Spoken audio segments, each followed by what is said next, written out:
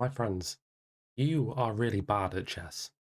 I know that because, well, you've clicked on this video. You're welcome to correct me if I'm wrong. You could be 2,500 watching this. I really don't know why.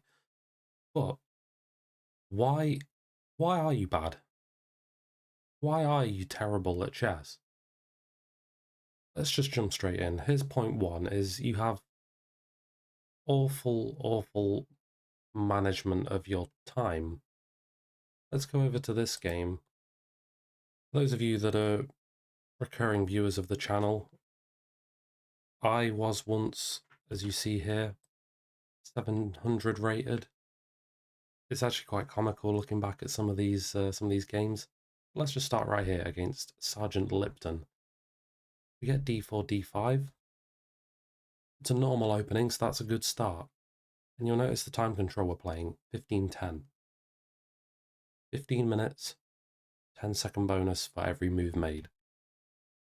Knight f3, knight c6, and c3. Bit of a weird one, but it is an opening all the same. Fantastic. Neither of us are really spending much time. Okay, knight f3, bit weird, but we're still evens. I go e6. Knight jumps in. Take. Don't take the knight, which probably should. Again, it's still evens though. And neither of us have really used any time because it's the opening and nothing too exciting is happening. So f4, queen h4. It's a bit spicy, but you can just go g3, it's fine. Tuck in.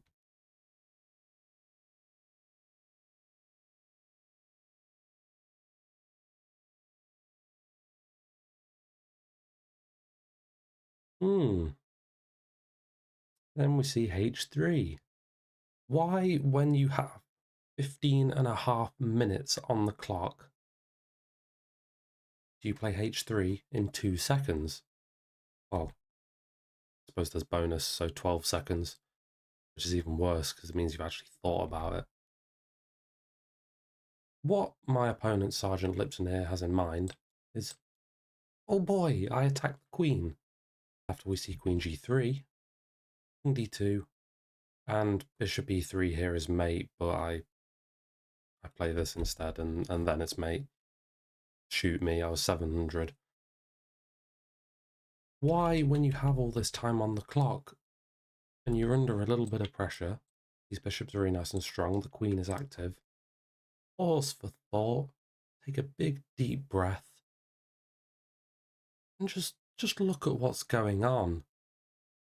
And this ties me quite nicely into my next point of, when you play a game of chess, ideally there's one other person opposite you. It's a two-player game. Me and thee. That is what we have. Obviously, if someone is getting help from a computer or someone stronger, that's a whole different point entirely. But it's a two-person game. You can't just focus on what you're doing, focusing on your attacks, what looks good for you.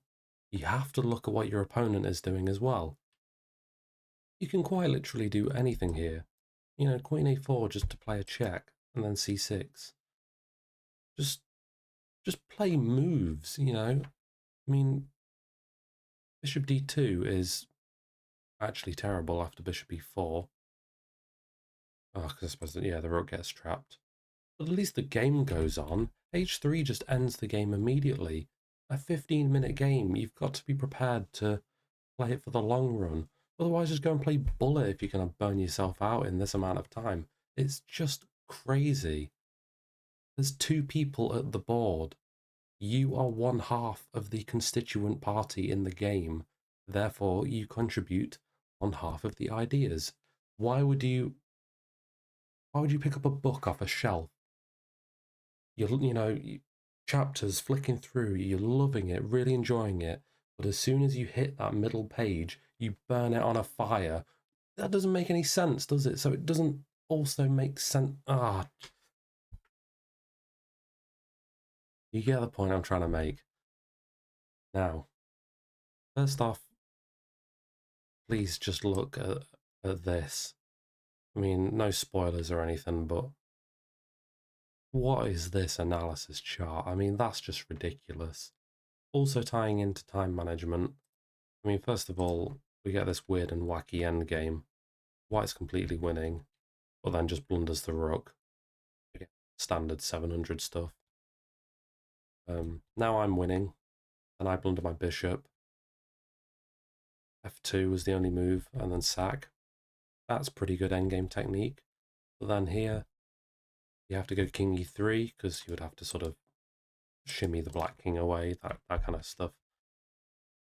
But no, we just let the pawn go forward. Here, I have, and I'm assuming this is a 10-minute game. I'm just shuffling around because I don't know what I'm doing. I'm 700 and I don't know how to do a queen mate. Again, that's also insane. But here, finally get the king to a corner. I have 3.8 seconds. Not a lot of time, okay, but if I know what I'm doing, I could have 1 second and this would still be a win. Free move queen e7, king h8, free move king g6, and there's your mate. If you know that, that's nice and straightforward. Here, though, I just panic, and the game's a draw. What is the worst case scenario in this position if I flag? What happens? I'm sat here waiting as if there's going to be some kind of, live audience response, but yes, the answer is the game will be a draw. But I still have 4 seconds to win, so why rush? There's still time on the clock, why rush? And this also, of course, ties into you're losing games because you don't know basic technique. If you can't checkmate with a queen and a king, learn it immediately. I'm sure I have a YouTube short somewhere. I'm sure a million other people have videos on it. Actually, I do have a video on it. Yeah, watch my video. Don't watch other people's videos. Watch my video on checkmate for dummies. That is the priority of things for you to learn, not buying opening courses, not learning the Philidor defense or something like that, and you don't actually know what's going on. You learn the fundamentals. The next thing I take issue with at the 700, sub 1000, whatever, the real low levels, is all your games just kind of look like this. You play something weird in the opening, but whatever. Then we have a bit of a trade, then maybe black comes here, maybe here, then, I don't know, maybe here, and maybe here, then here, and here, and then here. Maybe the bishop comes out, and then maybe you block, and then maybe you take again. And then maybe you bring your king out. Maybe the knight comes out, and then maybe you go here. Maybe you come out here. What are we actually doing in this game? It's... How many moves have we played? We played 13 moves on this here analysis board. And we've just burnt all the pieces away. It's like you don't even want to play the game. You just want to get it over with as quick as possible. What is the point? There's so many little nuances or scope for advantage that you could capitalize on. But instead, you just go and torch everything, just chuck it all in the middle and trade it all. Don't trade incessantly. It's pointless because then we get to this end game, and okay, it's plus 0.4, but for all intents and purposes, this is an equal end game. Equality in chess is bad, really, really bad. From a socioeconomic standpoint, sure, it's great. We all love equality. But in chess, this is just a coin toss. It's 50-50 as to who's going to win this game at the lower levels. Okay, draws could be likely, but as we saw from the last game, you can be completely winning, and that's the only way you're going to get a draw is from stalemate. You're not going to trade down, play this really precisely, pick off all the pawns, trade the pieces, and make a sensible, calm draw. That doesn't happen at the 700 level. It's because it's just chaos. There's no normalcy. So instead, what you have here is just a 50-50 chance, flip a coin, one of you's going to win. That might sound great. You might like those odds. I mean, realistically, they are pretty good odds. You know, sort of, you could make it akin to a roulette wheel where the green zero is the draw. But what does that mean for your rating? 50% of the time you win, 50% of the time you lose, and you're always playing people the same rating as you, you're going to sit and rot on the same rating forever. So you have to take your chances. I have just remembered one final example I have for you on just remembering that there's another human, or hopefully a human anyway, at the other side of the board when you play. Here, 743 rated me goes knight b4 here, and my opponent correctly analyzes the threat. You know, plays rook c1. Okay, says it's an inaccuracy. I don't care. They've seen that there is potential threat. Okay, the knight's here to guard as well. There's potential threat on the c2 square where we could see a fork. Just move your rook out of the way, you know. Computer doesn't like it, but I like it. It's a sensible move. And after takes here, you see knight takes. Now all my keen-eyed puzzle masters will see that this pawn is just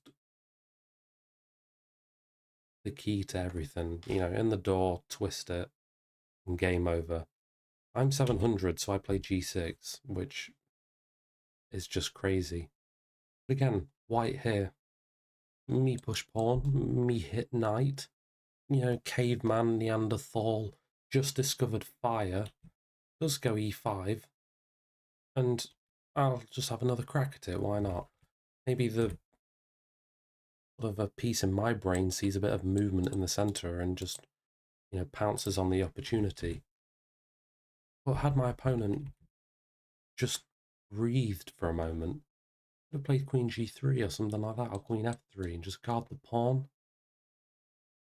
And then there's no danger, is there? You've been extended an olive branch with g6. Just use it.